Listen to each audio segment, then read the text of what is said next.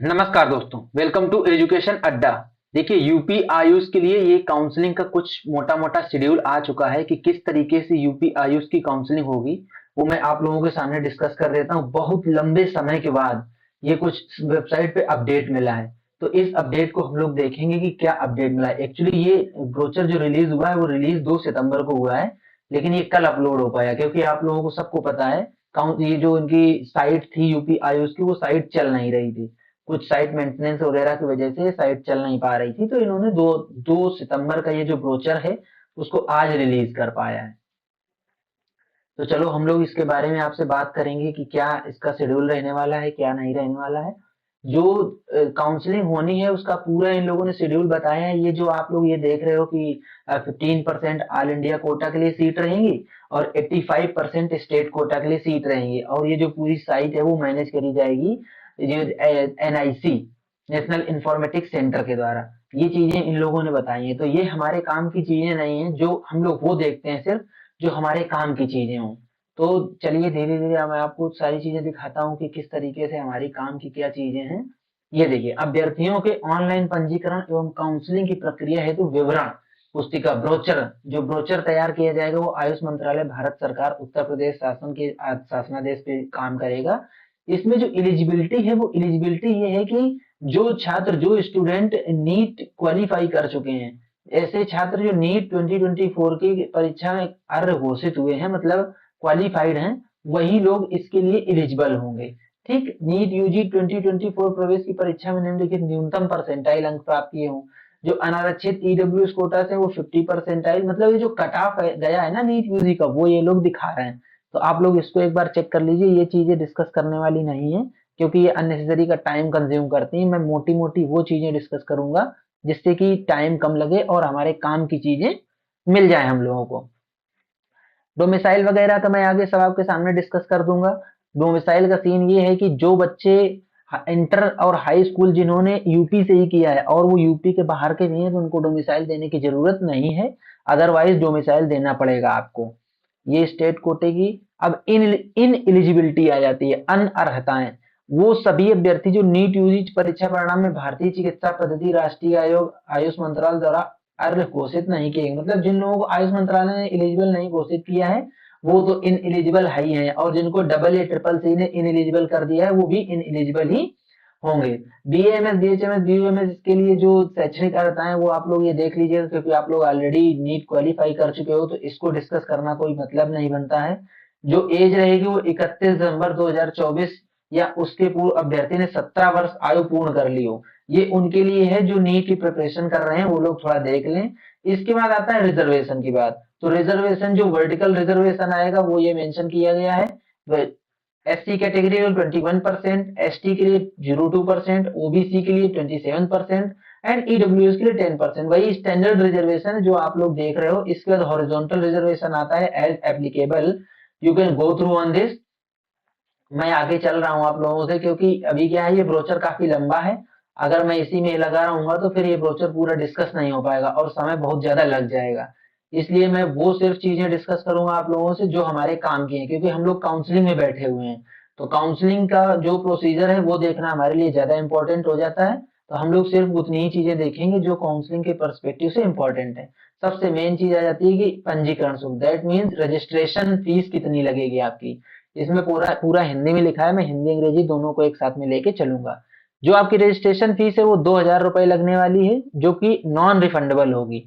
किसी भी स्थिति में पंजीकरण शुल्क को रिफंड नहीं किया जाएगा। ये गवर्नमेंट ने पहले क्लियर कर दिया है कि आप लोग पर अगर रजिस्ट्रेशन कर रहे हो तो ये सोच के मत रजिस्ट्रेशन करना कि आपको कुछ इसमें रिफंड मिलने वाला है। रजिस्ट्रेशन फीस तो 2,000 रुपए हो गई। इसके बाद अभी बात आती है कि हिस्ट्री वैकेंसी राउंड में कितना फीस लगेगा। तो जो बच्चे ऑलरेडी रजिस्टर्ड है, मतलब जिन लोगों ने राउंड 1 से लेके राउंड 3 तक जो रजिस्ट्रेशन कर चुके होंगे, वो लोगों को फिर से हिस्ट्री वैकेंसी राउंड में 1,000 रुपए दे के रजिस्ट्रेशन करना होगा। और जो लोग रजिस्ट्रेशन नहीं किए होंगे उन लोगों को 2,000 रुपए देना होगा। ठीक, ये चीज क्लियर हो गई। अब और आगे चलते हैं हम लोग की, और आगे इसमें क्या क्या दिया है मेन। अब बात आती है कि सिक्योरिटी फीस कितनी लगने वाली है। तो सिक्योरिटी फीस जो लगेगी वो गवर्नमेंट कॉलेज के लिए और प्राइवेट कॉलेज के लिए दोनों अलग अलग डिसाइड की गई है। गवर्नमेंट कॉलेज के लिए जो सिक्योरिटी फीस लगने वाली है वो 20,000 रुपीज है, और जो प्राइवेट कॉलेज के लिए सिक्योरिटी फीस लगने वाली है वो 50,000 रुपए है। धरोहर फीस बोलते हैं सिक्योरिटी फीस को। तो ये सिक्योरिटी फीस को भी अभी आगे मैं ये डिस्कस करूंगा कि ये सिक्योरिटी फीस आपकी कब कब फॉरफिट होगी और कब कब आपको रिफंड मिलेगी। तो इस चीज का बहुत ज्यादा ध्यान रखना। थोड़ा सा यूपी गवर्नमेंट ने इन चीजों में काफी ज्यादा रेस्ट्रिक्शंस डाल रखा है कि आप लोगों को ये ध्यान देना होगा। इस पूरे अब यहाँ से जो मैं डिस्कस कर रहा हूँ आप लोगों के सामने, इसको बहुत ध्यान से सुनिएगा, क्योंकि अभी अपने काम की चीजें शुरू हो गई हैं। इन लोगों ने सिक्योरिटी फीस के बारे में बता दिया। इसके बाद इन्होंने बोला है कि अगर किसी कोई मान लो कैंडिडेट है जिसको भी फर्स्ट सेकेंड थर्ड राउंड में कोई सीट नहीं मिलती है, तो उसकी सिक्योरिटी फीस उसको वापस कर दी जाएगी। एक चीज। दूसरी चीज, अगर आपको फर्स्ट राउंड में कोई सीट नहीं मिली और सेकेंड राउंड में आप जा रहे हो तो भी कोई सिक्योरिटी फीस का मतलब नहीं बनता है, आपको दोबारा सिक्योरिटी फीस नहीं देनी है। इसके बाद तीसरे आते हैं ऐसे अभ्यर्थी जिनकी धरोहर धनराशि प्रथम अथवा द्वितीय चक्र में आवंटन। हाँ, अपग्रेडेशन की बात ये लोग बोल रहे हैं कि अगर आप फर्स्ट और सेकेंड राउंड में आपको सीट मिली और आपने वो सीट छोड़ दी, लेकिन सेकेंड राउंड में सीट छोड़ दी, थर्ड राउंड में आप फिर से आना चाहते हो, तो थर्ड राउंड में आपको फिर से सिक्योरिटी फीस जमा करके एडमिशन लेना होगा। जो ये लोग बोल रहे हैं कि आपकी सिक्योरिटी फीस रिटर्न कर दी जाएगी, वो आपको ऑलरेडी बता चुका हूँ। रिटर्न करने का क्राइटेरिया वही है कि जिस बैंक अकाउंट से आपने पेमेंट करा होगा उसी बैंक अकाउंट में आपका जो अगर सिक्योरिटी फीस रिफंड करने की नौबत आती है तो वो आपकी उसी में सिक्योरिटी फीस रिफंड आएगी।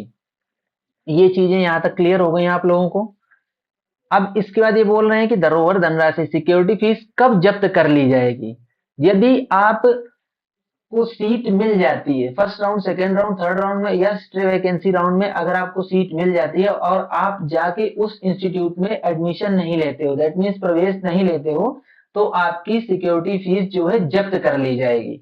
इसके बाद अगर फर्स्ट सेकेंड राउंड में जो अगर आपको सीट मिली और आपने अपग्रेडेशन के लिए डाल दिया उसको, उसके बाद अगर आपको कॉलेज में आपने एडमिशन नहीं लिया तो भी आपकी सिक्योरिटी फीस जब्त हो जाएगी। अब बात आती है कि क्या क्या डॉक्यूमेंट चाहिए आपको। अभिलेख डॉक्यूमेंट्स होते हैं, तो ये क्या क्या डॉक्यूमेंट्स आप लोगों को चाहिए वो मैं बता देता हूँ। देखो मैं थोड़ा सा इसलिए जल्दी जल्दी कर रहा हूँ क्योंकि काफी लंबा ब्रोचर है और आप लोगों का ज्यादा समय न लगे, इसलिए टाइम से सारी चीजें हो जाए, मैं इसलिए जल्दी जल्दी थोड़ा सा फास्ट ले रहा हूँ इसको। नीट यूजी का एडमिट कार्ड स्कोर कार्ड चाहिए, 10th 12th की मार्कशीट चाहिए। अगर आप डोमिसाइल लगेगा आपका, इफ एप्लीकेबल, जो चीजें मैं बोल रहा हूँ आप लोगों को ये ध्यान देनी है कि अगर ये आप पे एप्लीकेबल है कि नहीं। कुछ सर्टिफिकेट ऐसे होंगे जो आप लोगों पे एप्लीकेबल नहीं होंगे, तो आप उस चीज का विशेष ध्यान रखते हुए चलना। 10th 12th की मार्कशीट हो गई। इसके बाद आपका रेजिडेंस सर्टिफिकेट हो गया। इसके बाद आता है आपका कास्ट सर्टिफिकेट एज एप्लीकेबल, जो भी आपकी कास्ट हो। देन ईडब्ल्यूएस सर्टिफिकेट, अगर ईडब्ल्यूएस हो आप तो ओबीसी सर्टिफिकेट, अगर आप ओबीसी हो। ईडब्ल्यूएस और ओबीसी सर्टिफिकेट आप लोगों को कोशिश करना है कि 1 अप्रैल 2024 के बाद का बना होना चाहिए, क्योंकि ये लोग लेटेस्ट मांग रहे हैं। तो लेटेस्ट बनवा के रख लो अभी से आप लोग। अगर इसमें अगर नहीं बनवाया है तो बनवा लिया है तो वेल एंड गुड, कोई दिक्कत नहीं है। पासपोर्ट साइज की फोटोज जो आपने अपने नीट यूजी में लगा रखी थी उनको लगाइएगा। इसके बाद आती है पहचान पत्र। पहचान पत्र में आप ड्राइविंग लाइसेंस लगा सकते हो, बैंक पासबुक लगा दो, पैन कार्ड लगा दो, या आप अंतिम महाविद्यालय से निर्गत फोटो एक पहचान पत्र भी आप लोग लगा सकते हो। ऑनलाइन पंजीकरण का प्रमाण पत्र आपको देना होगा और इसके बाद धरोहर धनराशि का प्रिंट आउट भी देना होगा। अब इफ यू आर डिसेबल्ड तो आपको डिसेबिलिटी सर्टिफिकेट भी प्रोड्यूस करना होगा वहीं पे जाके। इसके बाद जो सब कैटेगरीज है, जैसे जो लोग एक्स सर्विसमैन है या जो डिफेंस पर्सनल के डिपेंडेंट्स हैं, उनको उस हिसाब से अपना अपना सर्टिफिकेट लगाते रहना है। इसके बाद नेक्स्ट बात आती है कि काउंसलिंग हेतु समय सारणी। अब फर्स्ट सेकेंड थर्ड राउंड और स्टे वैकेंसी राउंड के लिए जो काउंसलिंग के लिए समय सारणी आएगी डेट वाइज, वो अभी इस ब्रोचर में रिलीज नहीं हुई है, वो डेट के साथ में आपको बता दिया जाएगा। काउंसलिंग एवं प्रवेश प्रक्रिया। काउंसलिंग एवं प्रवेश प्रक्रिया के लिए इन लोगों ने एक काफी लंबा सा ब्रोचर बताया है। फर्स्ट सेकेंड थर्ड में संपन्न की जाएगी। तीन जो है वो राउंड होंगे।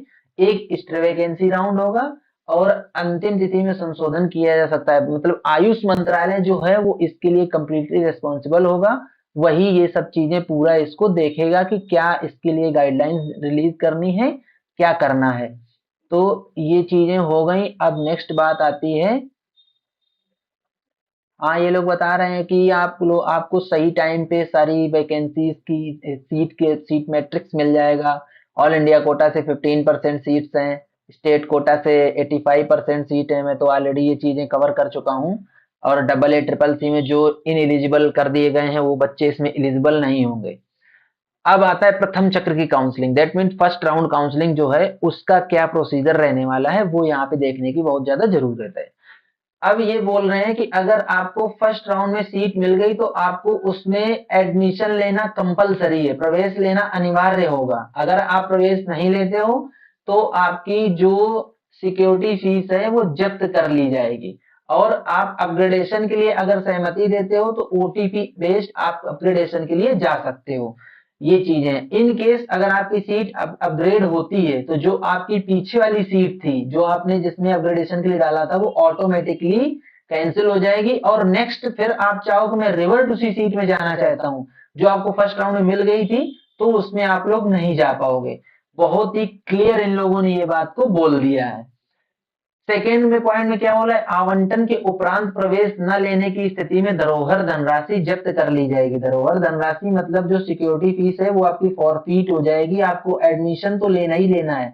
इन्होंने जो अभी तक जब सब बाकी जगह से चल रहा था फ्री एग्जिट वाला सीन बाकी काउंसलिंग में, वो यहाँ पे अभी एप्लीकेबल नहीं है। आपको सीट मिली तो आपको जाके उसमें एडमिशन लेना ही लेना है। इसके बाद आप रेजिग्नेशन देने का मैं आगे आपको अभी इसी में बताऊंगा। आपने जरूर धनराशि पुनः जमा करनी होगी। हाँ, अगर आपने रिपोर्ट नहीं किया तो आपकी जो सिक्योरिटी फीस है वो तो जब्त हो जाएगी, लेकिन आप फिर से अगर सेकेंड राउंड में पार्टिसिपेट करना चाहते हो तो फिर आपको फिर से सिक्योरिटी फीस जमा करनी होगी और सेकेंड राउंड में आप पार्टिसिपेट कर लोगे। यही एक अच्छा कर दिया कि इन्होंने बैन नहीं किया, नहीं तो यूपी में कुछ ज्यादा ही स्ट्रिक्ट रूल बना रखे हैं आयुष ने, नहीं तो पता चलता बैन ही कर देते फिर और दिक्कत हो जाती। अब आगे क्या है, सेकेंड राउंड की काउंसलिंग है। सेकेंड राउंड की काउंसलिंग में इन लोगों ने ये बोला कि जो लोग नहीं रजिस्ट्रेशन कर पाए थे फर्स्ट राउंड में वो सेकेंड राउंड में रजिस्ट्रेशन कर सकते हैं। और ऐसे कैंडिडेट जिनको फर्स्ट राउंड की काउंसलिंग में सीट आवंटित नहीं हुई थी उनको कुछ करने की जरूरत नहीं है, वो सेकेंड राउंड के लिए अपने आप एलिजिबल हैं। जिन बच्चों को फर्स्ट राउंड में सीट मिल गई थी उन्होंने अपग्रेडेशन के लिए डाला था तो वो अपना सेकेंड राउंड में अपनी सीट अपग्रेडेड सीट देख सकते हैं। इसके बाद जब उनको चॉइस, जब सेकेंड राउंड में आ जाएंगे बच्चे फर्स्ट राउंड के बाद तो उनको चॉइस फिलिंग फिर से करनी होगी। अब प्रथम चक्र की द्वितीय चक्र में प्रथम चक्र की भांति सीट अपग्रेडेशन के लिए सहमति ओटीपी बेस्ड ही होगी। ठीक। अब इसके बाद नेक्स्ट इन्होंने ये बोला है कि अगर आपको अपग्रेडेड सीट मिल जाती है तो अपग्रेडेड सीट पे भी आपको रिपोर्ट करना कंपलसरी है, मतलब एडमिशन तो आपको लेना ही लेना पड़ेगा। आपको अगर आपने अपग्रेडेशन के लिए डाला है तो आपको जब अपग्रेड होकर सीट मिलेगी उसमें आपको एडमिशन लेना है। और जो आपकी पिछली सीट थी वो अपने आप कैंसिल हो जाएगी। इस चीज का आप लोग विशेष ध्यान रखिएगा क्योंकि ये बहुत ज्यादा जरूरी चीजें बढ़ जा रही हैं। अब हम लोग आगे देख लेते हैं कि नेक्स्ट इन्होंने क्या बोला है। सेम वही चीज, अगर आपको सेकेंड राउंड में भी सीट मिलती है और आप एडमिशन नहीं लेते उसमें प्रवेश नहीं लेते हो तो आपकी सिक्योरिटी फीस तुरंत जब्त हो जाएगी, चाहे वो प्राइवेट कॉलेज हो चाहे वो गवर्नमेंट कॉलेज हो। इसके बाद आता है थर्ड राउंड। वो अभ्यर्थी जिनको फर्स्ट और सेकेंड राउंड में सीट नहीं मिली वो तो एलिजिबल है ही हैं। जो फर्स्ट और सेकेंड राउंड में इसमें रजिस्ट्रेशन नहीं कर पाए थे वो बच्चे भी एलिजिबल हैं। आप इसमें रजिस्ट्रेशन फीस दे के एडमिशन करा सकते हो। जो बच्चे आयुष महाविद्यालय में फर्स्ट और सेकेंड राउंड के द्वारा महाविद्यालय में प्रवेशित हैं पुनरावंटन के लिए पुनः चॉइस फिलिंग कर सकते हैं। हाँ, वो लोग फिर से पुनः चॉइस फिलिंग कर सकते हैं एज जैसा कि मैंने बताया। थर्ड राउंड में एक इन्होंने थोड़ा सा डिफरेंस क्या कर दिया है, थोड़ा सा डिफरेंस ये किया है कि जो भी आपको जो आपके शैक्षणिक आरक्षण प्रमाण पत्र व अन्य निर्देशित आवश्यक प्रपत्र मूल रूप मतलब जो भी आपके सर्टिफिकेट हैं उनको आपको प्रस्तुत करना अनिवार्य होगा, नहीं तो आपकी ये जो है वो कैंडिडेचर कैंसिल हो जाएगी। मतलब थर्ड राउंड में इसलिए अनिवार्य कर दिया कि फर्स्ट सेकेंड राउंड में अगर आपका कुछ है तो आप एफिडेविट लगा के काम चला सकते हो, लेकिन थर्ड राउंड में आपको देना ही देना है क्योंकि टाइम निकल चुका होगा फिर, नहीं तो आगे चल के काउंसलिंग में इशू क्रिएट हो जाता है। इसलिए थर्ड राउंड में अनिवार्य इन लोगों ने कर दिया है। अब बात आती है कि कौन से तृतीय चक्र हेतु निम्नलिखित अभ्यर्थी अर्ह नहीं होंगे, मतलब कौन से इन एलिजिबल कैंडिडेट होंगे। जो कैंडिडेट जिन्होंने एक जो त्याग पत्र देने की निर्धारित अवधि के पश्चात, मतलब जो इन्होंने त्याग पत्र देने की एक डेट डिसाइड करी थी, उसके बाद अगर वो लोग त्याग पत्र दे रहे हैं तो वो कैंडिडेट थर्ड राउंड की काउंसलिंग के लिए एलिजिबल नहीं होंगे। और जिन्हें डबल ए ट्रिपल सी ने एलिजिबल घोषित नहीं किया है, इन एलिजिबल घोषित किया है, वो भी एलिजिबल नहीं होंगे इसमें। ठीक है, अब आती है स्ट्रे वैकेंसी राउंड की बात। स्ट्रे वैकेंसी राउंड का मैं ऑलरेडी आपको बता चुका हूं कि जो ऑलरेडी रजिस्ट्रेशन करके आ रहे हैं, सीट नहीं मिली है, तो उन लोगों को सिर्फ 1,000 रुपए देना है। जो नया रजिस्ट्रेशन करना चाहते हैं उनको 2,000 रुपए देना है। जिनको कोई सीट नहीं आवंटित हुई है वो स्ट्रे वैकेंसी राउंड के लिए एलिजिबल होंगे। और इसके बाद आपको फिजिकली वहां अवेलेबल रहना ही रहना है।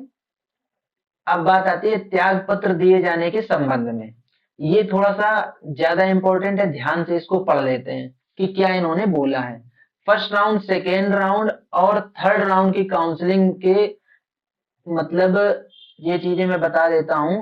प्रथम चक्र एवं द्वितीय चक्र से आवंटित अभ्यर्थी प्रवेश के उपरांत तृतीय चक्र की काउंसलिंग की चॉइस फिलिंग के 48 घंटे पूर्व जिन बच्चों को फर्स्ट और सेकेंड राउंड में सीट मिल गई, अब उनको अगर त्याग पत्र देना है तो उनके लिए त्याग पत्र देने की एक डेडलाइन है कि अगर थर्ड राउंड का जो चॉइस फिलिंग स्टार्ट हो रहा है उसके 48 आवर पहले अगर आप लोग, बिफोर 48 आवर्स अगर आप लोग अपना रेजिग्नेशन दे दोगे तो ही आपका रेजिग्नेशन एक्सेप्ट किया जाएगा। और उस स्थिति में जो आपका 1,000 प्रवेश शुल्क 1,000 छोड़कर बाकी आपकी धरोहर धनराशि वापस कर दी जाएगी। ये चीज समझो आप। फिर से मैं बता देता हूं क्लियरली। जिन कैंडिडेट्स को फर्स्ट राउंड सेकेंड राउंड में एडमिशन मिल गया है,